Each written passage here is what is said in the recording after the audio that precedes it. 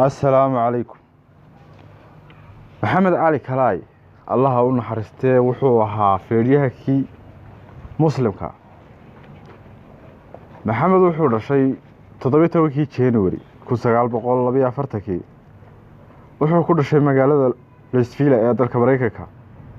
waxaa lagu tiriyaa feeriyahankii qarnigii 20aad ugu miisaanka cuslaa abid. waxaa sidoo kale xusid mudan inuu ka duwanaa dadka kale ugu caansan adduunka. qof kastoo caana waxaa la siiyaa xidig magaciisu ku qoran yahay,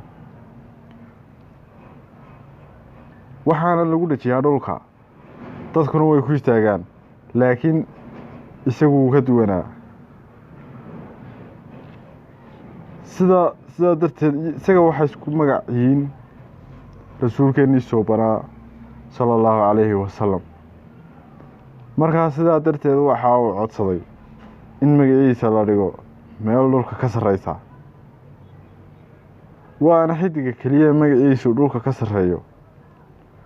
waxaa kale oo uu ku fiinaa kuna adkaa diinta islaamka. maalin ayaa la weydiiyey su-aal, waxaana lagu yidhi booligaadh ma leedahay? wuxuu ku jawaabay haa, waan leeyahay, waana mid keliya, isaga ayaa ilaaliya, waqtigaan dhimanayana isagaa og. markaasuu wariyihii ayaa yidhi maxaad ka wadaa? markaasuu yidhi allah ayaa ilaaliya, ilaahay. maxamed cali kalaay wuxuu dhintay allah u naxariistee 3 Juun 2016. maxamed wuxuu ahaa feeryahan caana oo dunida aqoonsan tahay.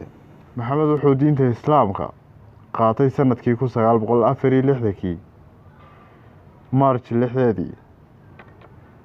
sidoo kale 18 Abriil 1967 waxa uu diiday inuu ka qayb galo dagaalkii Vietnam. sababtuu u diiday waxay ahayd, waxa uu yidhi anigu waxaan geli karaa oo keliya dagaal islaami ah. barnaamijkeenu intaa ayuu ku eegyahay. haddii aad muuqaalka ka heshay like saar, dadka cusubtay kanaalka kusoo biir.